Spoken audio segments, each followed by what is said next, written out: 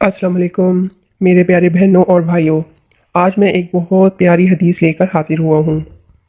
رسول اللہ صلی اللہ علیہ وسلم دعا مانگتے ہوئے یہ کہتے تھے: اے میرے رب میری مدد کر، میرے خلاف کسی کی مدد نہ کر۔ اے اللہ تو میری تائید و نصرت فرما اور میرے خلاف کسی کی تائید و نصرت نہ فرما، اور میرے لیے تدبیر فرما اور میرے خلاف کسی کے لیے تدبیر نہ فرما۔ اور اے اللہ تو مجھے ہدایت بخش اور ہدایت کو میرے لیے آسان فرما، اور اے اللہ میری مدد فرما اس شخص کے مقابل میں جو میرے خلاف بغاوت و سرکشی کرے۔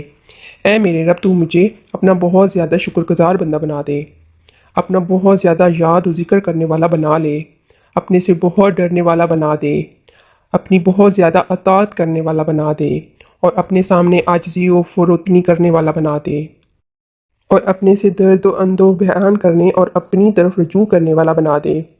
اے میرے رب میری توبہ قبول فرما اور میرے گناہ دھو دے، اور میری دعا قبول فرما اور میری حجت، میری دلیل کو ثابت و ٹھوس بنا دے، اور میری زبان کو ٹھیک بات کہنے والی بنا دے۔ میرے دل کو ہدایت فرما اور میرے سینے سے کھوٹ، کینہ، حسد نکال دے۔ یہ حدیث جو ہے ترمذی سے لی گئی ہے، اور اس کا نمبر ہے 3551۔ آج کے لیے یہی حدیث۔ السلام علیکم ورحمۃ اللہ وبرکاتہ۔